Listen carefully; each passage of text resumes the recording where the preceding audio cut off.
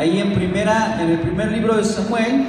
Nuestra lección de hoy se va a basar en Primera de Samuel, en el capítulo 7. Y vamos a leer del verso 3 al verso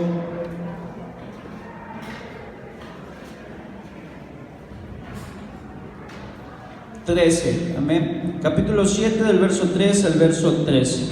Y cuando lo tengan, por favor, le voy a poner que se ponga en pie y me ayude a leer estos versículos de manera alternada. Y dice así la palabra del Señor: habló Samuel a toda la casa de Israel diciendo: si de todo vuestro corazón os volvéis a Jehová, quitad los dioses ajenos y Astarot de entre vosotros, y preparad vuestro corazón a Jehová, y solo a él servid, y os librará de la mano de los filisteos.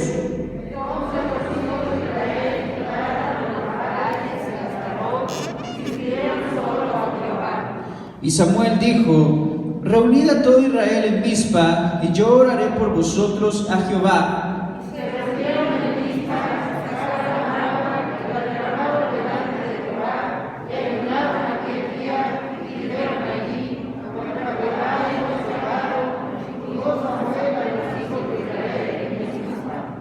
Cuando oyeron los filisteos que los hijos de Israel estaban reunidos en Mizpa, subieron los príncipes de los filisteos contra Israel. Y al oír esto, los hijos de Israel tuvieron temor de los filisteos. Entonces dijeron los hijos de Israel a Samuel: no ceses de clamar por nosotros a Jehová nuestro Dios, para que nos guarde de la mano de los filisteos. Y Samuel tomó un cordero de leche y lo sacrificó entero en holocausto a Jehová. Y clamó Samuel a Jehová por Israel, y Jehová le oyó. Y aconteció que mientras Samuel sacrificaba el holocausto, los filisteos llegaron para pelear con los hijos de Israel. Mas Jehová tomó aquel día con grandes estruendos sobre los filisteos, y los arrebató con fuertes hijos delante de Israel. Y saliendo los hijos de Israel de Mizpa, siguieron a los filisteos, hiriéndolos hasta abajo de Betcar.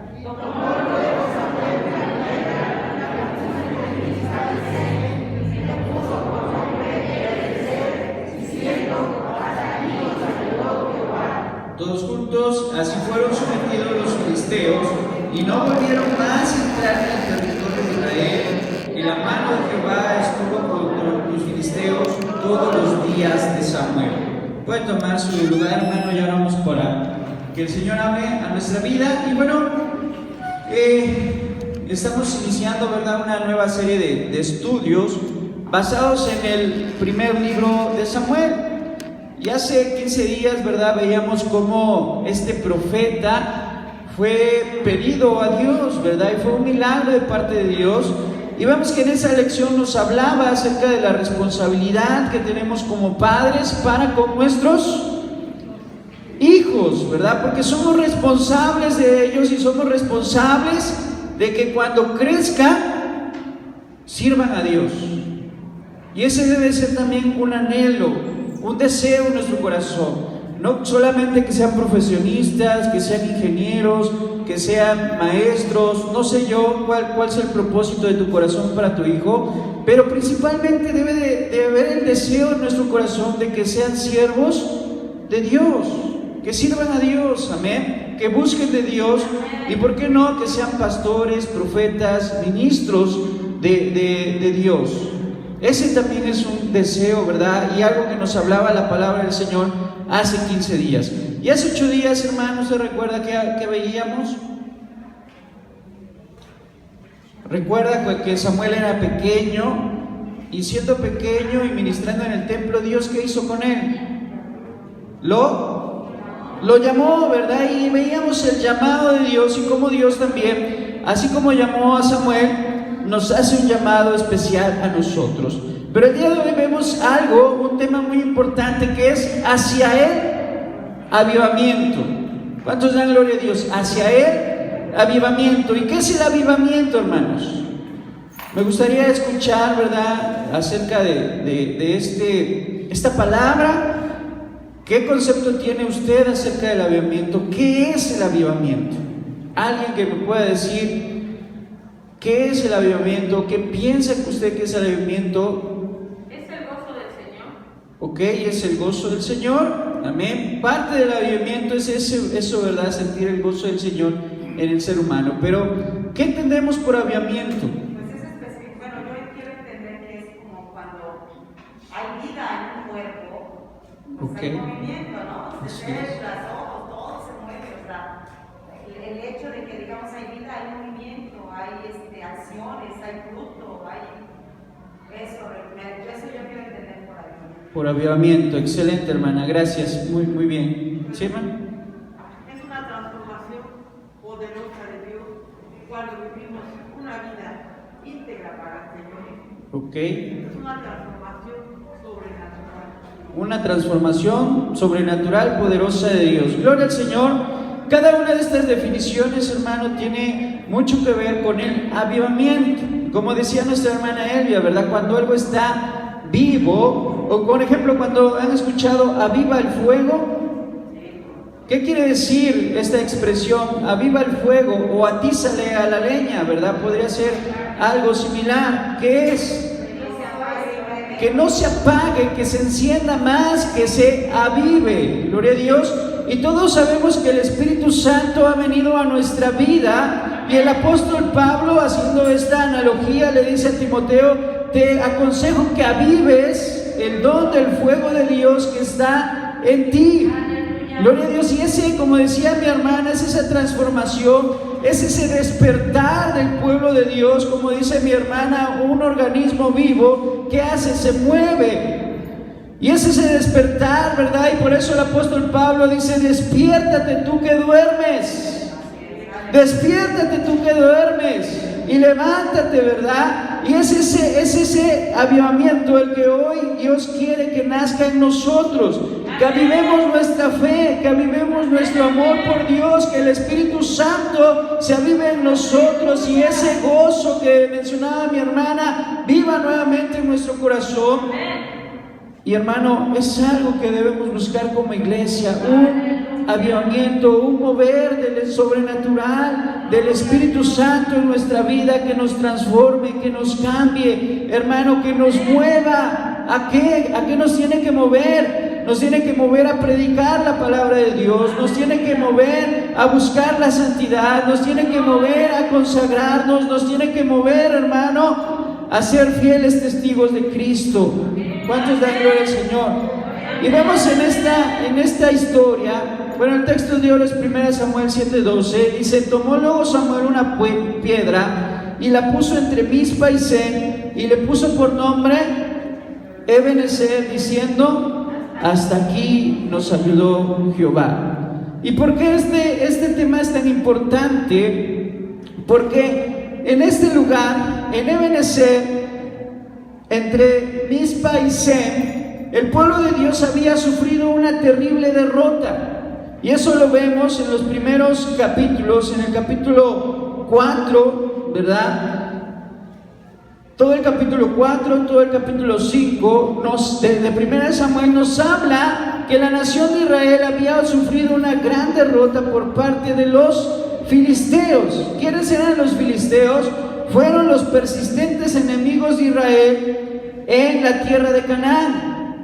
¿Y por qué estaban estos hombres ahí? Porque el pueblo de Israel había pecado. El pueblo de Israel, hermano, una vez que entra a la tierra prometida y toma posesión de ella, no obedece a Dios al 100%. La instrucción era que arrojara a todas las naciones que vivían ahí, pero Israel no cumple al 100% los mandamientos de Dios y pecan y empiezan a adorar a Baal, y empiezan a adorar a Astarot, y empiezan a contraer matrimonio con los filisteos, con los cananeos, con los jebuseos, y desobedecen a Dios. Y Dios, ¿verdad?, los entrega en la mano de sus enemigos. Vamos a esperar a que pase el tren. Gloria a Dios, lo entrega a la mano de sus enemigos por 40 años. 40 años, hermano, estuvo Israel oprimido por los filisteos. 40 años. ¿Por qué? Porque el pueblo había pecado. Y vemos que estos filisteos hacen guerra contra Israel y Israel es derrotado. ¿Cómo vivía el pueblo de Israel en esta época? Derrotado, acabado, destruido, sometido, oprimido. Así estaba viviendo el pueblo de Israel. ¿Por qué? Porque no había una dirección de parte de Dios, porque el líder, Elí, ya era anciano y era permisivo con sus hijos. Sus hijos, los futuros sumos sacerdotes, eran terribles. ¿Por qué? Porque en el templo, en la casa de Dios, se acostaban con las mujeres, fornicaban en el templo. Y cuando alguien llegaba a ofrecer un sacrificio para Dios, ellos tomaban la mejor parte, la mejor carne, y lo apartaban para ellos, y a Dios le ofrecían las sobras, los huesos, los retazos, ¿verdad? De los sacrificios. Eso ofrecían, y ellos se quedaban con los mejores trozos. ¿Y usted cree que eso es correcto? ¿Qué pasaba espiritualmente? Entonces los líderes espirituales, hermano, estaban mal. Y en consecuencia, el pueblo vivía en derrota. Vivía en derrota. Vivía oprimido y por 40 años estuvo así. Pero Dios no se olvidó del pueblo. Dios envió a un hombre, y ahorita vamos a ver la importancia de este hombre, llamado Samuel, para que iniciara un avivamiento, para que la nación despertara de su sueño y entonces pudiera vivir en victoria. ¿Cuántos dan gloria a Dios? Eso es lo que vamos a ver el día de hoy, hacia un avivamiento. Y vemos que ellos tenían una fe equivocada. ¿Quién es? Israel, hermano. El pueblo de Israel tenía una fe equivocada. Vemos lo que dice 1 Samuel 4:1. Dice la palabra del Señor: y Samuel habló a todo Israel, pero dice: por aquel tiempo salió Israel en batalla a los filisteos y acampó junto a Ebenezer, y los filisteos acamparon en Afec y presentaron batalla en ese lugar. No vamos a leer todo porque es muy largo el capítulo, pero en ese lugar se enfrenta Israel contra los filisteos. Y en el primer enfrentamiento mueren de Israel 4,000 personas. 4,000 soldados mueren, y los israelitas regresan, ¿verdad? Hacen retirada, se juntan, se reorganizan y dicen: perdimos. Murieron 4,000 soldados. Y en eso dicen: ¿saben qué? Vayamos a Ramá, donde estaba el arca del pacto, traigamos el arca del pacto con nosotros y llevemos el arca del pacto a la guerra, que vaya con nosotros. Sí, recuerda usted que era el arca del pacto, ¿verdad? Era aquel mueble que construyó Moisés, que tenía una cubierta de oro llamado el propiciatorio. Encima de ese propiciatorio había 2 querubines abrazándose en las alas. Dentro de ese mueble había las tablas de la ley. ¿Qué más? El maná del cielo y la vara de Aarón que reverdeció. Estaba toda cubierta de oro. ¿Y qué simbolizaba? La presencia de Dios. Y era un mueble que tenía que estar en el lugar santísimo.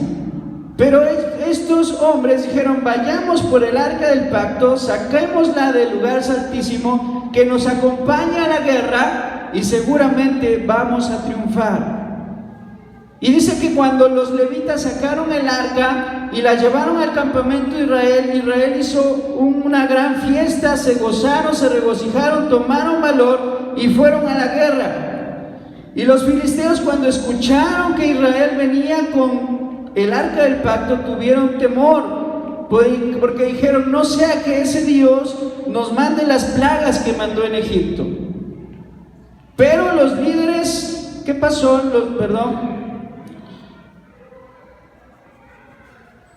hicieron estos hombres? No consultaron, en todo esto que les estoy platicando, no consultaron a Dios. Pelearon sin consultar a Dios, y el resultado primero fue que hubo 4,000 muertos. Y en lugar de arrepentirse, decidieron llevar el arca, símbolo de la presencia de Dios. Pero en ningún momento hubo un arrepentimiento, en ningún momento hubo una búsqueda sincera de parte de ellos para con Dios. Y entonces, ¿qué pasa cuando llevan el arca? Vuelven a perder. ¿Y saben cuántos murieron en la segunda batalla? Murieron 36,000 personas. 36,000 soldados israelitas mueren en la segunda batalla. ¿Cuántos dijimos que murieron en la primera?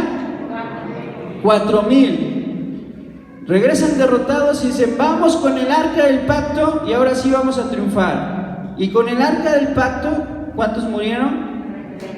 36,000. Quiere decir que la derrota fue mucho mayor, hermanos, fue mucho mayor. Pero podríamos decir: ¿y cómo? Si llevaban el arca del pacto, llevaban el símbolo de la presencia de Dios. ¿Y sabe qué pasó con el arca del pacto? Los filisteos la tomaron y se la llevaron a sus ciudades.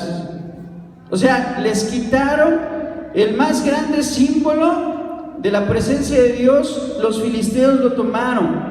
¿Y qué nos enseña esto, hermano? Que no debemos de dar mayor importancia a la parte ceremonial, a la parte litúrgica, a las cosas que representan, ¿verdad?, lo sagrado, que al poder de Dios.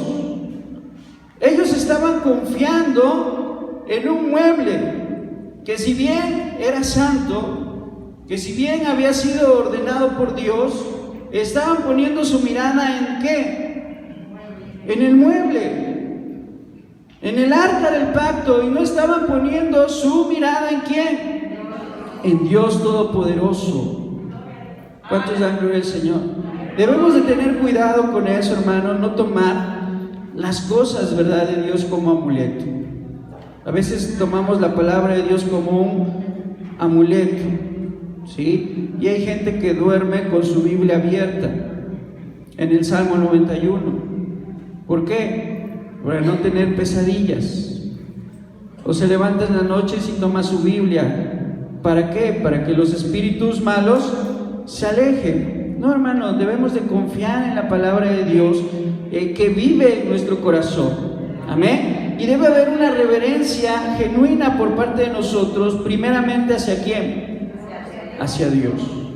Y vemos en el Nuevo Testamento, ¿verdad?, cuando Jesús tiene una conversación con una mujer samaritana y ella le decía: nuestros padres adoraron en este monte y ustedes dicen que en Jerusalén.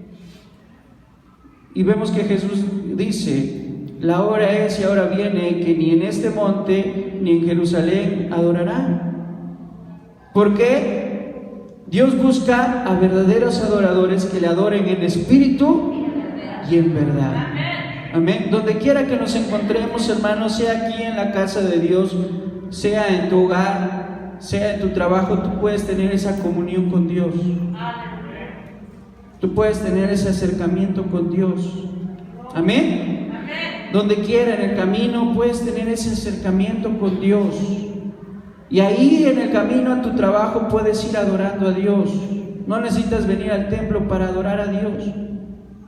Ahí en tu casa puedes levantar un altar a Dios y adorar a Dios con todo tu corazón. Donde quiera que te encuentres en tu habitación puedes tener ese altar para Dios y adorarle y sentir su presencia. Pero a veces vivimos equivocados en: necesito ir al templo. Sí es importante, con eso no me malinterpreta, no quiero decir que no es importante venir a la casa de Dios, pero es importante también adorar a Dios en espíritu y en verdad, en todo lugar, en todo momento de nuestra vida. Glorifica al Señor, hermano. Vemos que ¿qué pasó en esta guerra? Algo que también ocurrió es que los filisteos, ¿verdad?, estaban consternados, mas en cambio sus líderes les infundieron aliento. Vencieron, mataron, dije hace rato 36,000, el dato correcto son 30,000 israelitas muertos, y el arca fue capturada. Y Elí, dice la palabra de Dios que llega un hombre donde se encontraba Elí para darle informe que sus 2 hijos habían muerto. ¿Sí? Y estos 2 hijos eran los futuros sumos sacerdotes. Y entonces la casa sacerdotal se estaba quedando sin descendientes. Y Elí tenía ya 98 años. Y cuando escucha que el arca de Dios había sido tomada, dice la palabra del Señor que él se va de espaldas por la impresión, se va de espaldas y como era un hombre pesado, se desnuca y muere. Qué terrible, ¿verdad? Para este hombre, su final, sus 2 hijos mueren, el arca de Dios es tomada y él en ese instante también muere. Entonces la casa sacerdotal había muerto, pero tenía una nuera, esposa de Fines, que estaba embarazada. Y cuando esta mujer escucha que su esposo, su suegro y su cuñado habían muerto, dice que tiene un nacimiento prematuro. El bebé nace y en ese nacimiento prematuro esta mujer muere. Y a ese niño le llamó Icabod. Su nuera da a luz prematuramente y en su dolor, ya muriendo, ¿verdad? Dice la palabra de Dios que muriendo, agonizando, le pone a ese nombre, a ese niño Icabod. ¿Y qué quiere decir Icabod? Sin gloria. ¿Por qué? Porque no había gloria en Israel. No había victoria. Fue un día trágico, realmente trágico. La casa sacerdotal, el sumo sacerdote muere, sus descendientes mueren y prácticamente no había esperanza para Israel. Y le pone a ese niño, ¿cómo le pone? Icabod, sin gloria. ¿Y cuánto tiempo estuvo Israel sin gloria? 20 años más.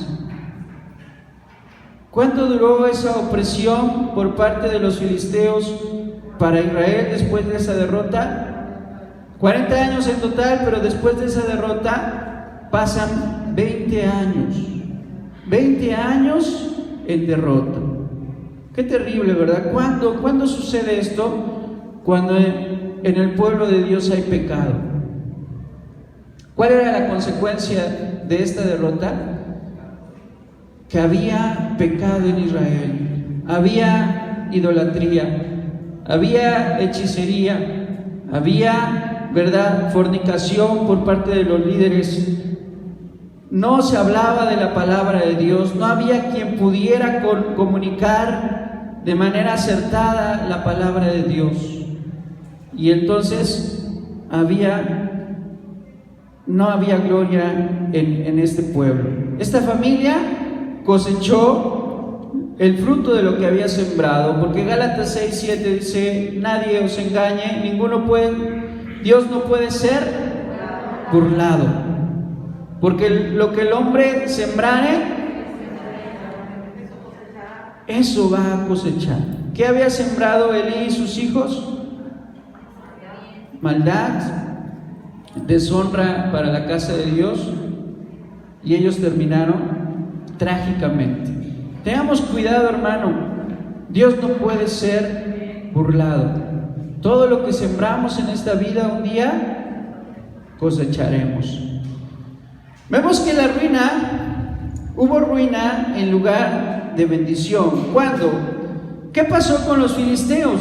Ahora vayamos a ver al pueblo enemigo, ¿verdad? Cuando los filisteos se llevan el arca, allá en 1 Samuel 5:1, vayamos ahí a 1 Samuel, dice: cuando los filisteos capturaron el arca de Dios, la llevaron desde Ebenezer a Asdod.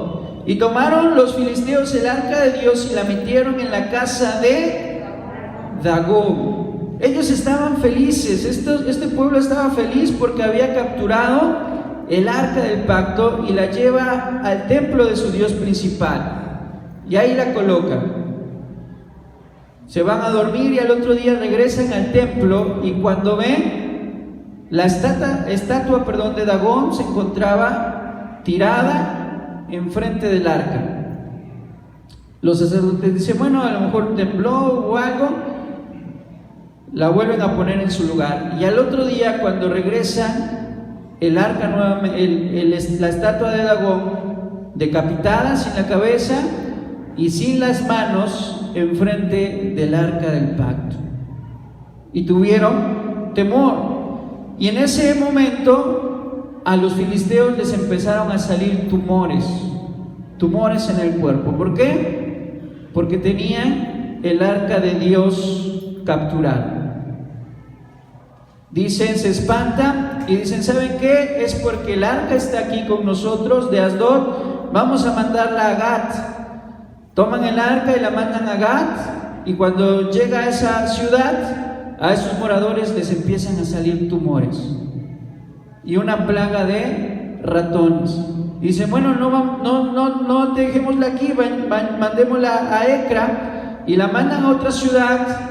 Y en esa ciudad nuevamente empiezan a salirle a la gente tumores y una plaga de ratones. Entonces vemos que Dios castiga a esta gente, ¿verdad? Los filisteos pensaron que su triunfo era prueba de que sus dioses eran superiores al Dios de Israel. Ellos pensaron que Dagón, que Astarot y que todos tus dioses eran superiores a Jehová. Pero ¿cuál era la verdadera razón de su triunfo? ¿Por qué habían vencido? Porque el pueblo de Dios se había olvidado de Dios por el pecado de Israel. Entonces no era que sus dioses fueran, ¿qué, hermano? Superiores, sino que ellos fueron un instrumento que Dios usó para castigar a su pueblo.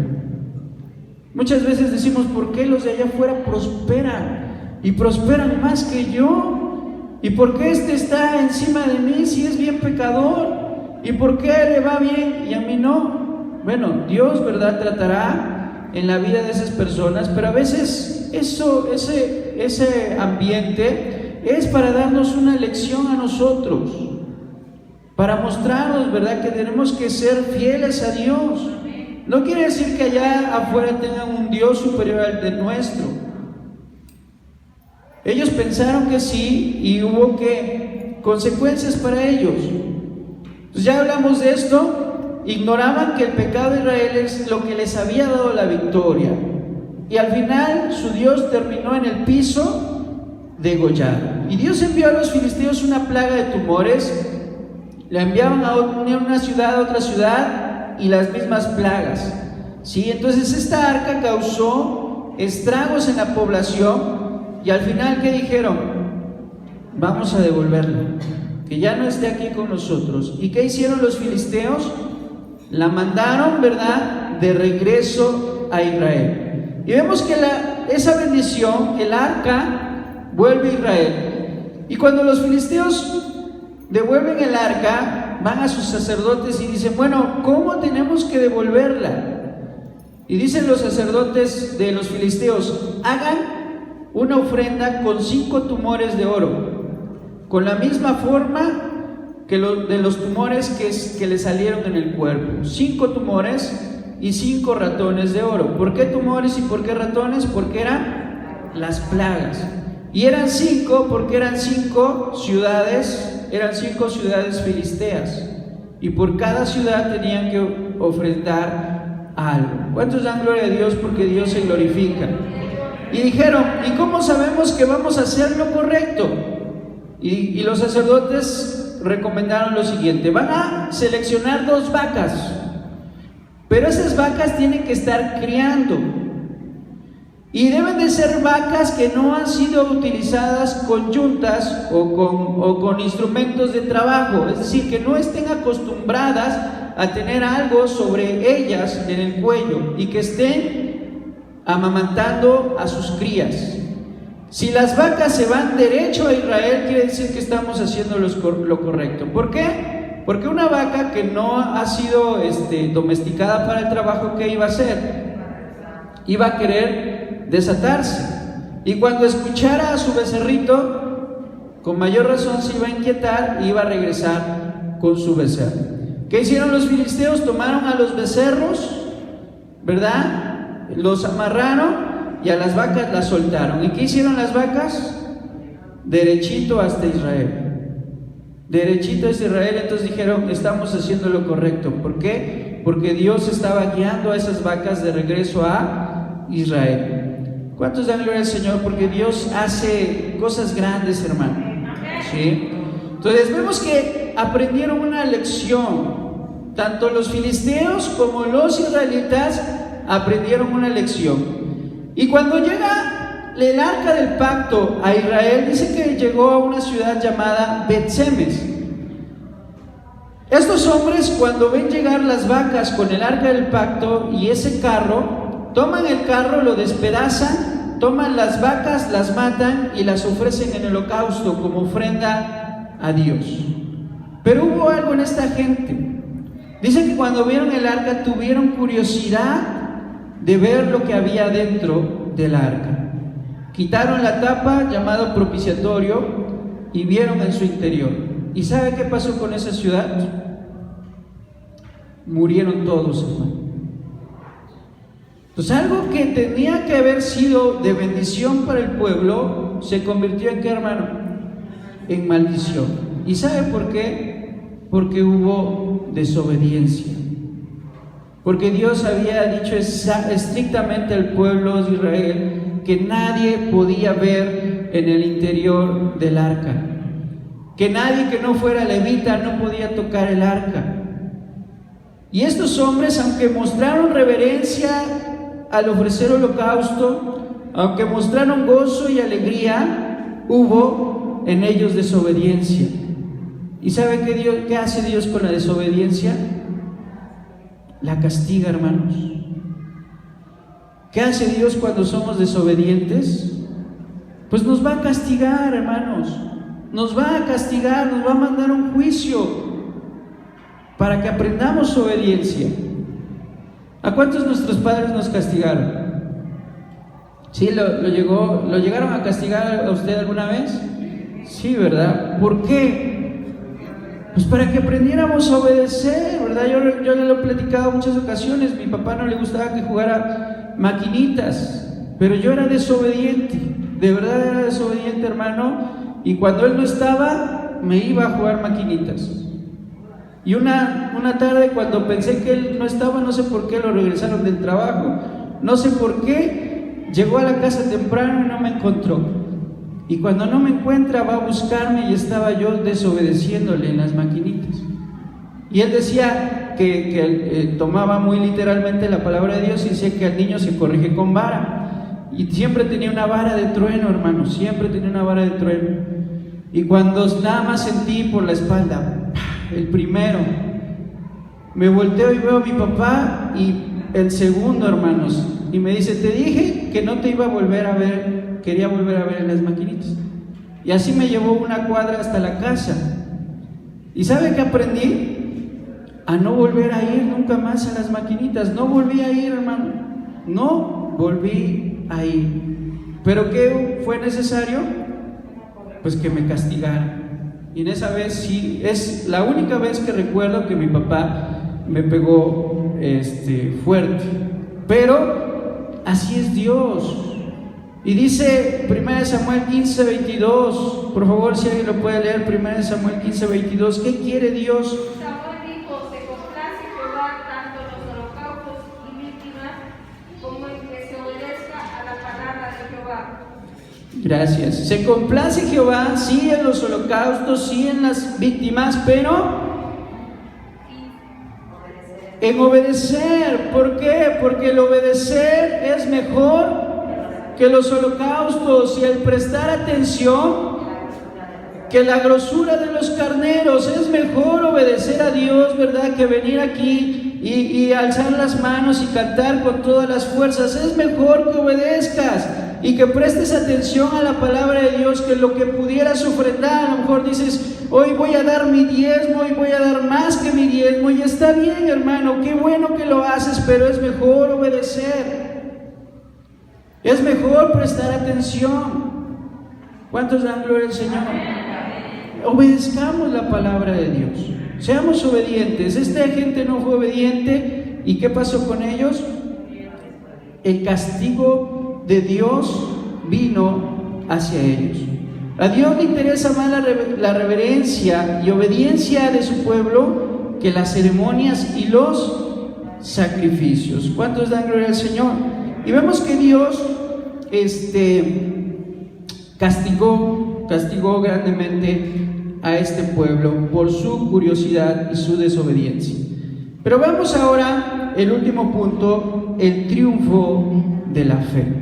Y aquí es donde empezamos, ¿verdad?, a ver cómo debe de nacer un avivamiento en el pueblo de Dios y en nuestras vidas, hermano. Porque primero el avivamiento tiene que nacer en nosotros. Si queremos un avivamiento en la iglesia, debe de haber primero un avivamiento personal.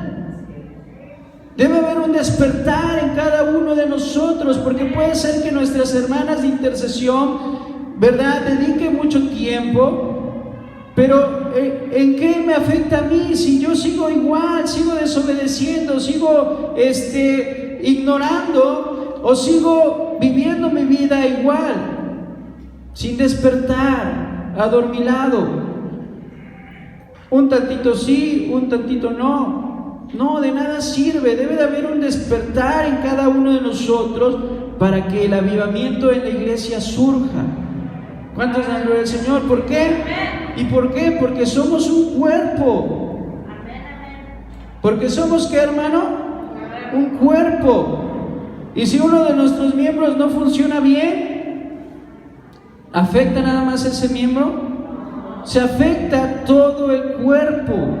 Es cierto, ¿verdad? Si uno de nuestros órganos no funciona bien o hay dolor en un dedo, ¿qué pasa si te duele el dedo? Pues te afecta todo el cuerpo. ¿Qué pasa si con un dolor de muela? Cuando tienes tu muela ahí ya bien con mucho dolor, ¿qué pasa? Hasta ni ganas de trabajar tienes, ¿verdad? Vas pero así con el dolor de muela. ¿Por qué? Aunque es pequeño, pero te afecta todo tu organismo. Pues así, hermano, cada uno de nosotros debemos de entender que somos parte del cuerpo de Dios y que necesitamos ir a ese avivamiento.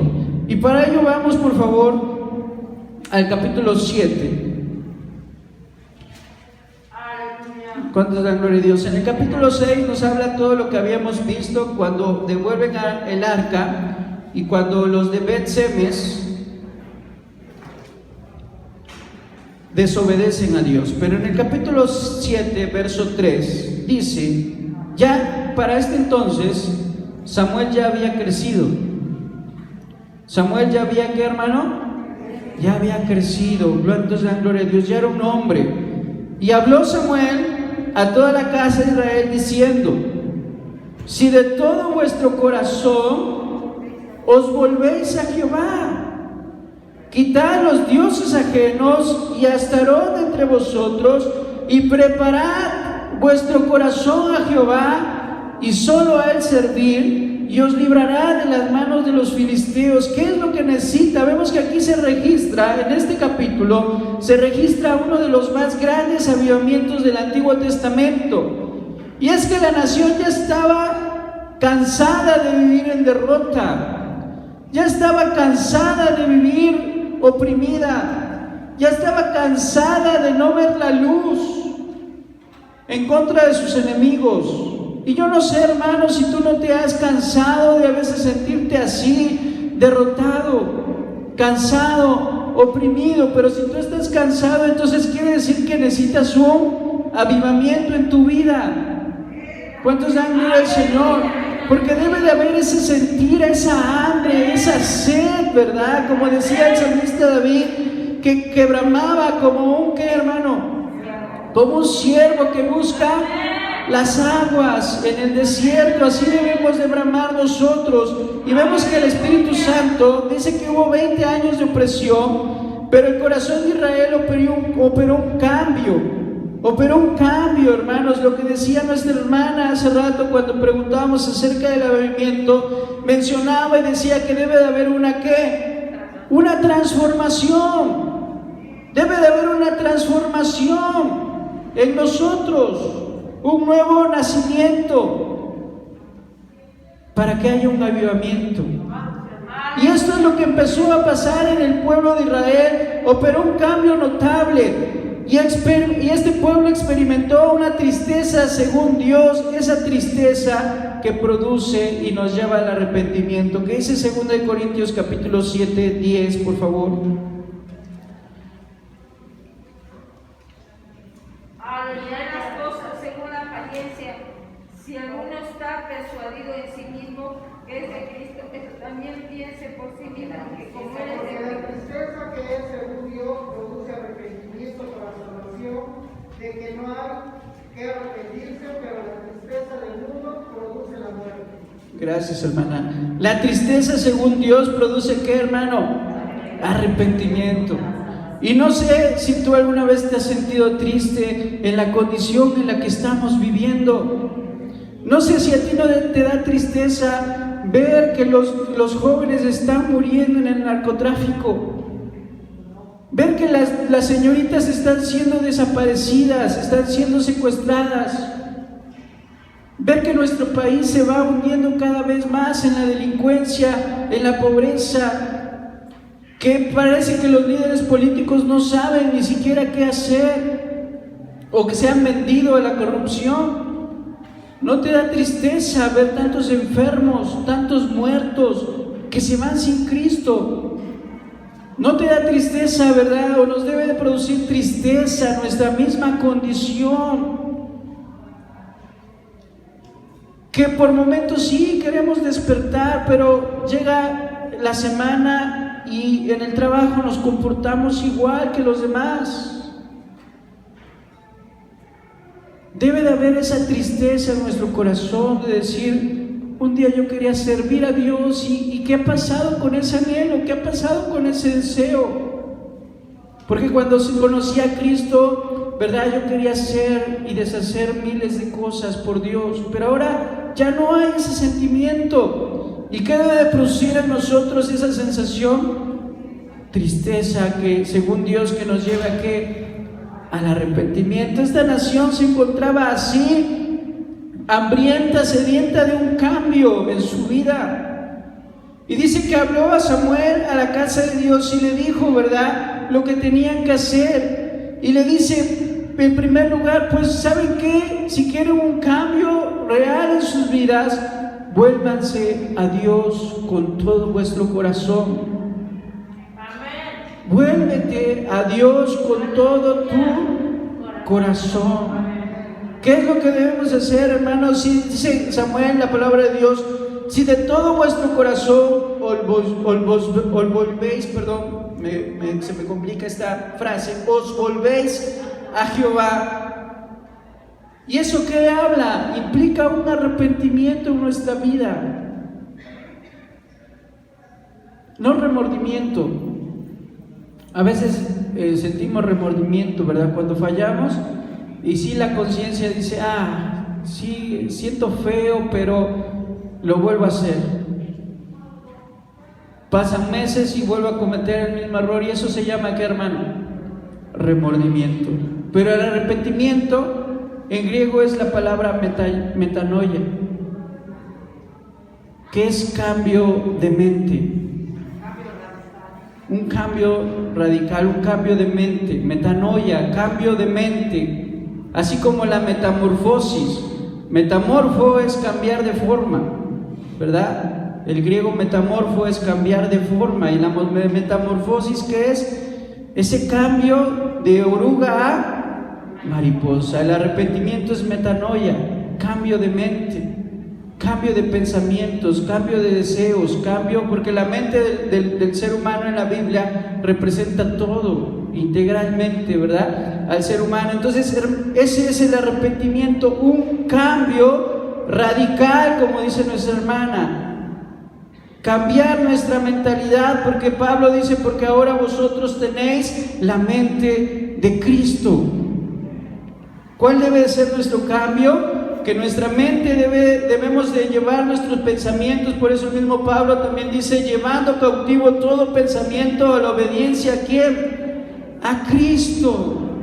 Aleluya. ¿Cuántos dan gloria al Señor? Debe cambiar nuestra mente, hermano, y eso es volvernos a Dios de todo nuestro corazón.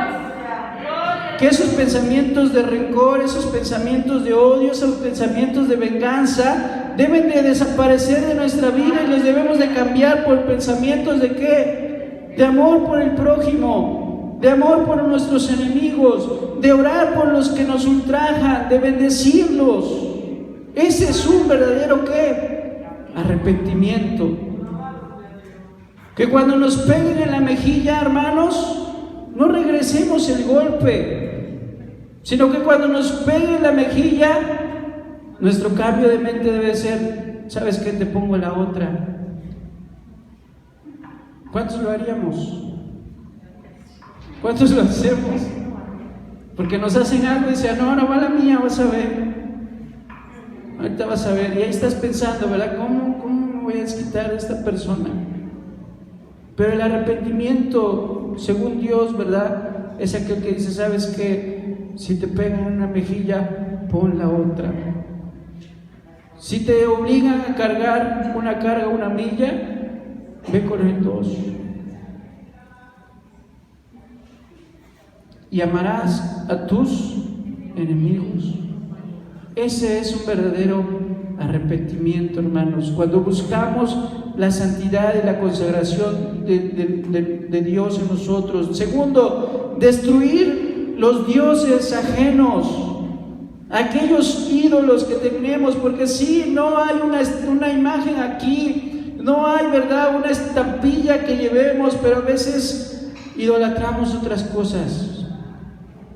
Idolatramos el dinero, idolatramos nuestro trabajo, idolatramos nuestra profesión, idolatramos a nuestra pareja, idolatramos a nuestros hijos. Dice la palabra del Señor: quita los ídolos de tu vida. Porque solamente a quién debemos amar y solamente a quién debemos esperar. En Dios, porque aquel que no dejare padre o madre por mí, no es digno de mí. Aquel que no dejare a sus hijos por mí, no es digno de mí. Aquel que no dejare su trabajo y todo lo que para él es importante por mí, dice Jesucristo, no es digno de mí.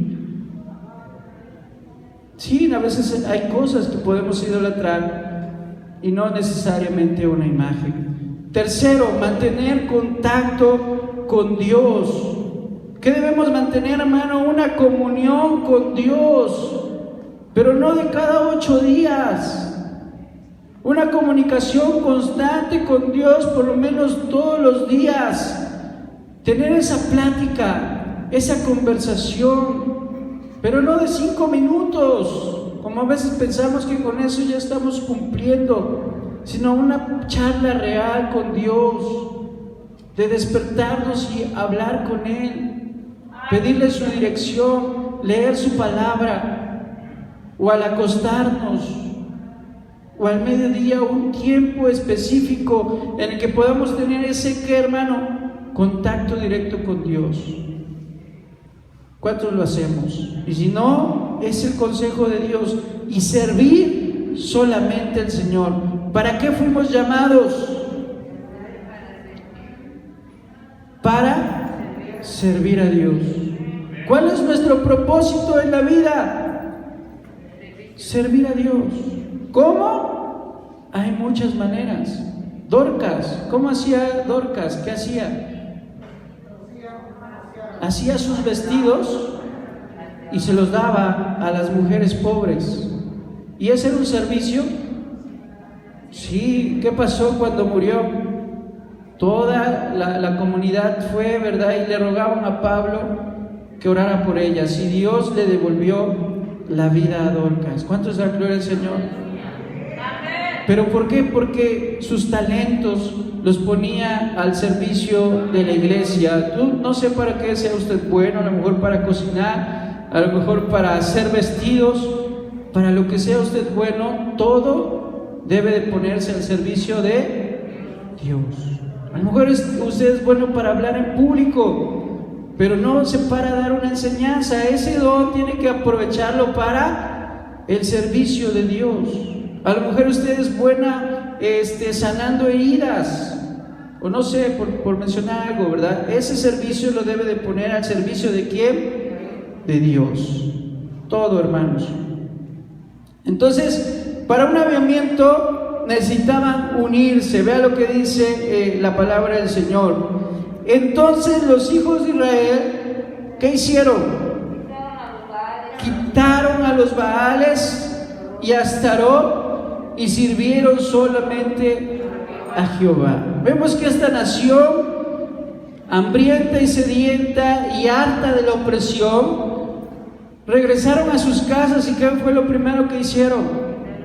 Tomaron los ídolos y los tiraron. Tomaron las imágenes y las derribaron y sirvieron solamente a Jehová. Y Samuel dijo: reunid a todos en Mizpa y yo oraré por vosotros a Jehová. Y se reunieron en Mizpa y sacaron agua y la derramaron delante de Jehová y ayunaron aquel día y dijeron allí: contra Jehová hemos pecado. Porque ¿contra quién hemos pecado, hermanos? Contra Dios hemos pecado. No se pega contra nadie más. Todo pecado es una ofensa directa en contra de Dios. Aún así tú hayas golpeado a tu hermano o a una persona, estás pecando, ¿verdad? Pero el pecado no es contra esa persona. Contra esa persona hay una agresión. Pero el pecado, todo pecado es contra ¿quién? Contra Dios. Todo pecado es contra Dios. Y dice aquí: confesaron su pecado. ¿Qué hizo la nación, hermano? Confesó su pecado, porque sin confesión de pecado no hay remisión, no hay perdón. Si no confesamos que hemos pecado, no va a haber perdón y no hay, por lo tanto, un arrepentimiento genuino. Entonces, muestra del arrepentimiento es la confesión del pecado. Dice: contra Jehová hemos pecado. Y juzgó Samuel a los hijos de Israel en Mizpa. Y cuando oyeron los filisteos que los hijos de Israel estaban reunidos en Mizpa, subieron los príncipes de los filisteos contra Israel al oír que Israel se había unido, y tuvieron temor de los filisteos. Entonces dijeron los hijos de Israel a Samuel: no ceses de clamar por nosotros a Jehová nuestro Dios. Vemos que en el capítulo anterior, cuando se encontraban amenazados, ¿qué hicieron? Fueron y tomaron el arca y pensaron que con el simple hecho de llevar el arca llevarían la victoria. Pero ahora vean cómo hay un cambio en ellos y dice: no dejes de orar a Dios por nosotros. No dejes de hacer oración a Dios por nosotros. ¿A quién estaban consultando primero? A Dios, hermano. Cuando te encuentres enfermo, ¿a quién debes acudir? A Dios. Primero, ¿verdad? No digo que no vayas al médico, pero primero consulta a Dios. Primero ve a Dios. Y si puedes decirle al pastor, ¿verdad, hermano? No deje de orar por mí. No deje de hacer oración por mí. Amén. Antes de cualquier cosa debemos de consultar primero a nuestro Dios. Y dice la palabra del Señor, verso 9: y Samuel tomó un cordero de leche y lo sacrificó entero en holocausto a Jehová. Y clamó Samuel a Jehová por Israel. ¿Y qué hace Dios? Jehová oyó. Porque si se arrepintiere mi pueblo, sobre el cual mi nombre es invocado, lloraren, ¿y qué más, hermano? Y confesaren sus pecados, entonces yo oiré desde los cielos, perdonaré sus pecados y sanaré su tierra. ¿Cuántos dan gloria al Señor? ¿Cuántos dan gloria a Dios? Porque dice que Samuel clamó a Dios y Dios le oyó, porque había un pueblo arrepentido. ¿Qué debe haber en nosotros, hermano? Ese arrepentimiento, esa confesión, ese clamor a Dios, y Jehová oirá desde los cielos perdonará nuestros pecados y va a sanar toda enfermedad, va a sanar todo dolor, va a aliviar toda dolencia de nosotros, todo problema en nosotros. Gloria a Dios. Y aconteció, verso 10, y aconteció que mientras Samuel sacrificaba el holocausto, los filisteos llegaron para pelear con los hijos de Israel, mas Jehová tronó. ¿Quién intervino ahora?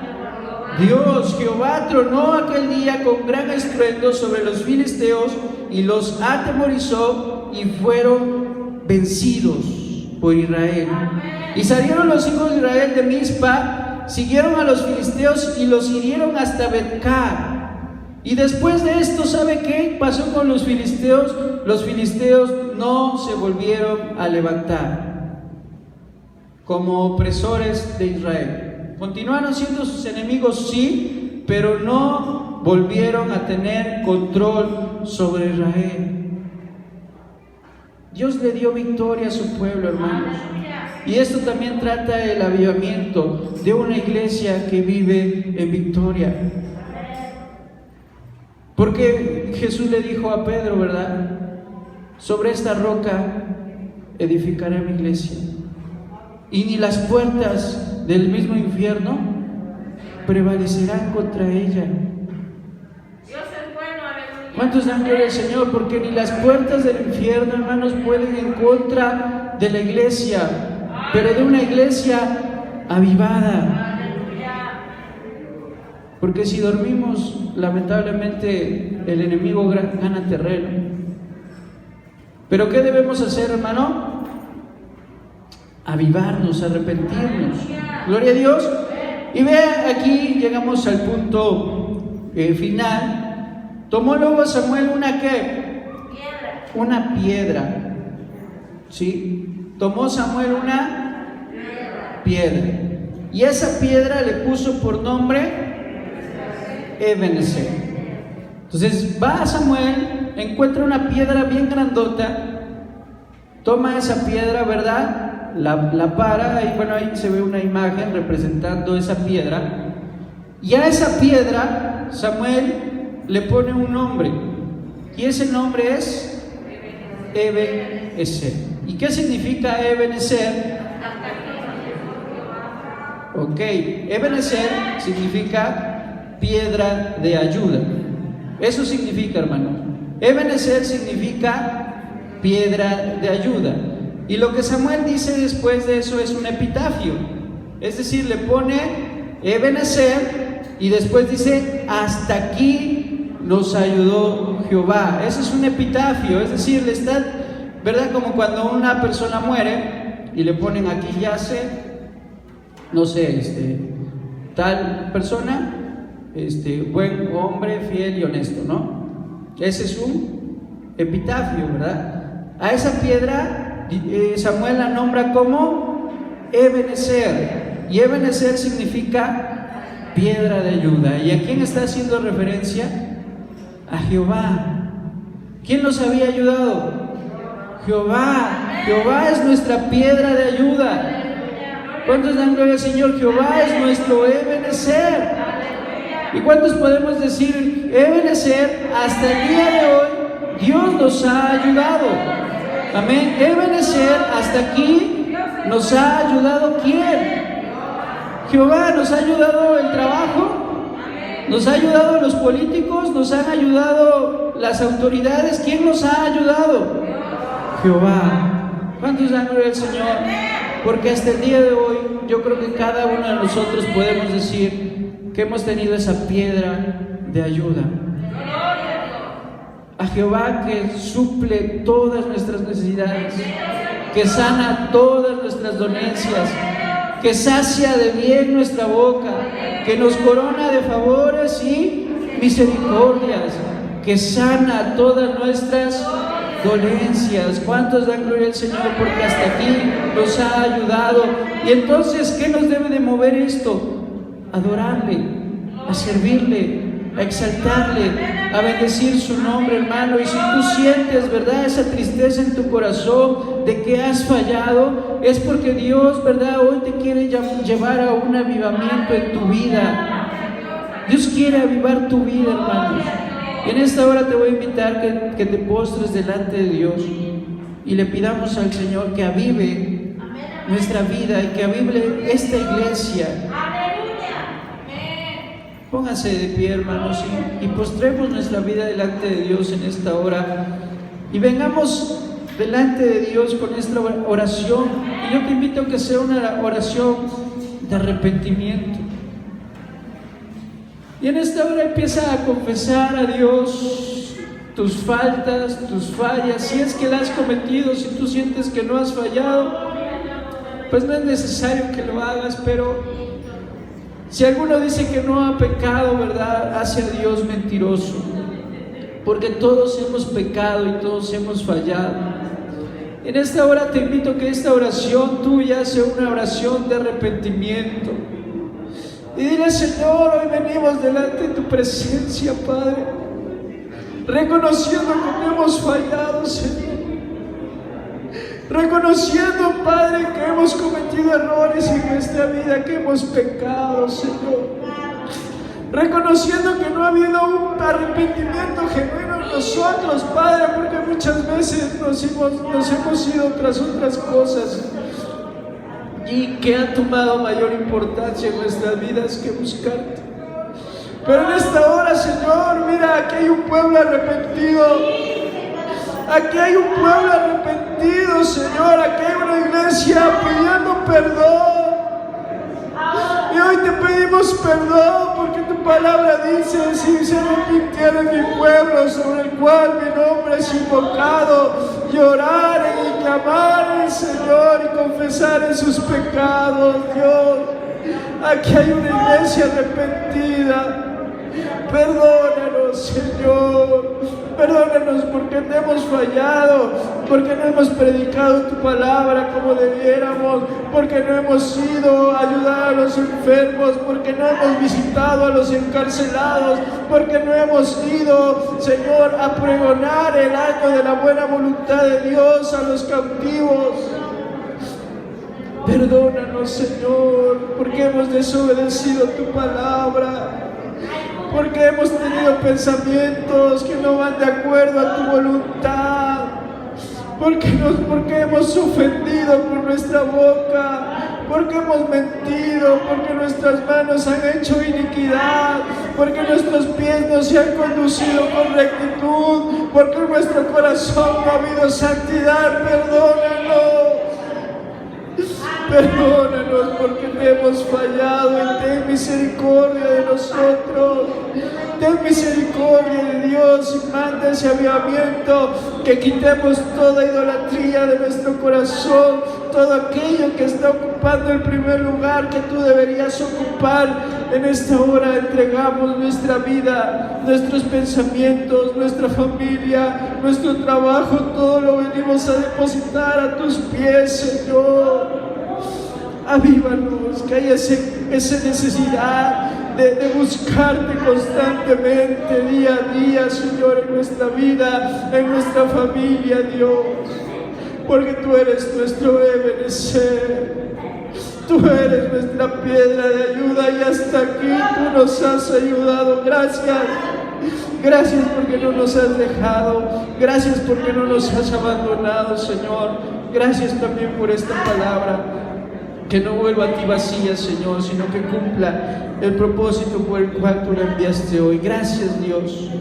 Gracias, Papá. Gracias te damos en el nombre de tu Hijo amado Jesús. Amén. Así, hermano, estoy dejando lugar a quien corresponde.